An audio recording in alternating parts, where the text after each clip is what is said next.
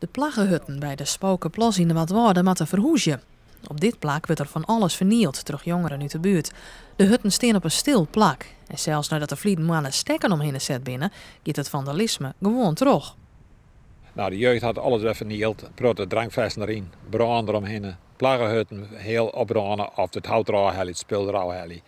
En het zeggen we raar uit en dat is hier een hele nacht bis je weer tekeer gaan. Wat heb je hem er voor werk van? Want ik glas er al zo in zo. Ja, een ontzettend product glas, want je hebt een paar man die een hele dag aan glas oprommen.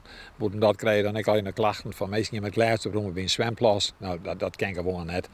Dus het weer 2 jaar nou van die plaggenhutten en toen heb ik die plaatselijk belang zijn. Dit kent ze net langer. Het is erg droevig en ook zonde voor al die tijd die je erin gestoken hebt. Want er zijn nog heel wat mensen die ermee bezig geweest zijn. Het is jammer, het plakje is hartstikke mooi, maar niet voor de plaghut te laten staan. Ja, het plak is hartstikke mooi omdat ze hier XT'en vroeger, hè? Ja, als kleine jongen van een paar jaar 4, 5, ben ik hier altijd geweest. Daar liep ik hier altijd rond. Mijn vader is opgegroeid hier midden in de plas, want er stond een boerderijtje en er was weilanden. En in mijn jeugd heb ik hier heel veel rondgelopen. Ik weet nog dat daar aan de oost-westkant 3 plaggenhutten stonden. Vroeger werd het Noordwolle Zuid en Noord, dat lei aan kwam er en weer een prachtig heidegebied waar alle keer van dit soort hutten staan. Nou, het is een rijke historie. Nou, dan heb ik zijn, wij willen graag meewerken. Maar op deze manier, bij deze recreatieplaats, kan het net. De hutten gaan naar het parkeerterrein, dicht bij de diek en meer in het zicht.